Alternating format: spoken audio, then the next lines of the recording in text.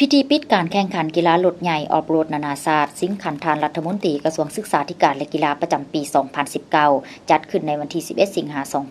2019 อยู่เขตเศรษฐกิจสพบึงธาตุหลวงนครหลวงเวียงจันทน์โดยมีทานสมภูพงษาผู้ช่วยรัฐมนตรีกระทรวงศึกษาธิการและกีฬามีห้องวรรณกรมกีฬาระดับสูงของกระทรวงศึกษาธิการและกีฬาประธานสหพันธ์กีฬารถใหญ่และรถยักษ์แห่งชาติลาวผู้ตั้งหน้าบริษัทที่สนับสนุนบรรดาคณะนำนักกีฬาและมวลชนเข้าร่วม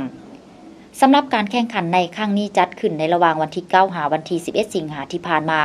มีรถทั้งหมด100 คันที่มาจาก6ประเทศประกอบมีเวียดนามไทยมาเลเซียกัมพูชีเมียนมาและจีนแข่งขันกันทั้งหมด7หุ่น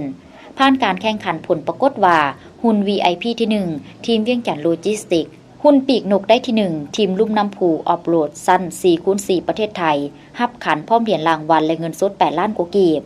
หุ่นคันแข่งที่1ทีมสหพันธ์กีฬารถใหญ่และรถยักษ์แห่งชาติลาวรับขันพร้อมเหรียญรางวัลและเงินสด8 ล้านกว่ากีบหุ่นเที่ยวปลาทั่วไปที่1ทีม NPV มิตรภาพประเทศไทยหุ่นเที่ยวปลาโอเพ่นที่1ทีมพัทยาคลับ MP เจริญยนต์ไฮวินส์ประเทศไทยรับขันพร้อมเหรียญรางวัลและเงินสด12 ล้านกีบและหุ่นซูเปอร์โอเพ่นที่1ทีม MT เจริญยนต์พัทยาคลับสร้างยักษ์เซอร์วิสประเทศไทยรับขันรางวัลพร้อมเหรียญรางวัลและเงินสด12 ล้านกีบ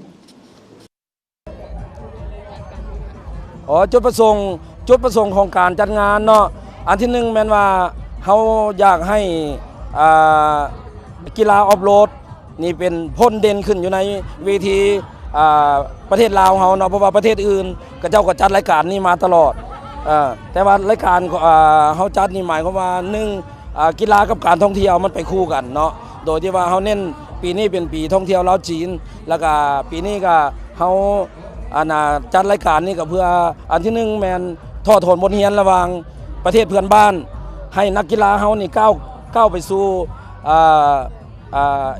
เอเชียแล้วก็ก้าวไปสู่ประเทศที่กระเจ้าพัฒนามาก่อนเพราะฉะนั้นเขาก็จะได้ว่าปีนี้เขาถอดบทเรียนได้หลายเติบเนาะข้าพเจ้าทางอาเซอร์กวนฉินประธานของกลุ่มบริษัทเล่ากวนฉินสากลจำกัดในงานแข่งขันกีฬาครั้งนี้แล้วข้าพเจ้าได้สนับสนุนเพื่อสุขอยู่ส่งเสริมงานนี้ได้ประสบผลสำเร็จปีนี้ผ่านมาเนาะข้าพเจ้าคงได้ช่วยเรือหลายงานที่ว่าอยู่ภาครัฐนี้ถ้าว่าครั้งต่อไปนี้มีงานต่อไปเนาะข้าพเจ้าก็สิเสิร์ฟต่อพิจารณาสนับสนุนเติม